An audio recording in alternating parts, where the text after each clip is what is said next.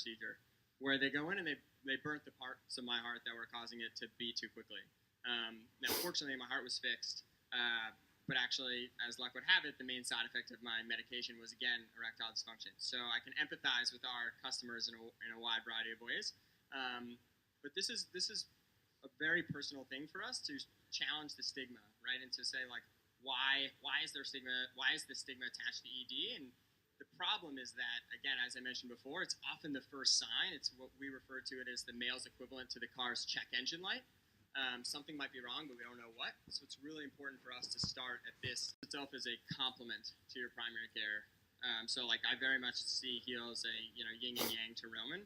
I think one of the things that we see is we can often be a source for people to introduce themselves to the healthcare system, as you said, really early on, and catch them at the point where they can actually turn their health around, right? So if we look at the last 50, 60 years, a lot of the improvement in life expectancy isn't at the point where there are heart transplants or heart procedures like mine.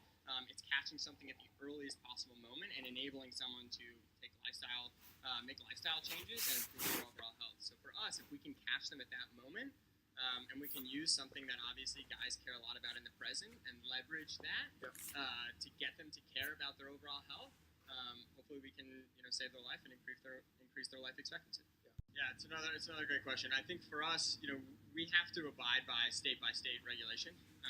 How does each individual state establish a patient-physician relationship? What's required to facilitate that relationship? And then also, what do you need to create an online prescription?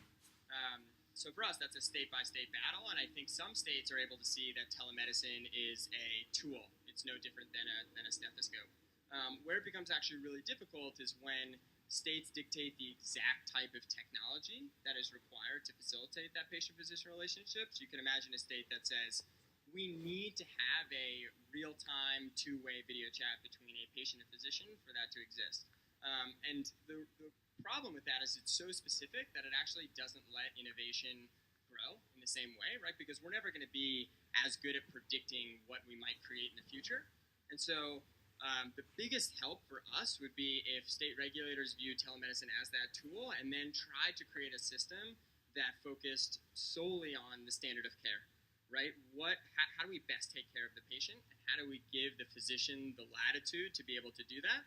That'll let the states assess things on a case-by-case basis. It'll enable them the room to set precedents, but it won't constrain innovation and force them to predict, like, instead of a stethoscope, maybe an EKG machine, or my heart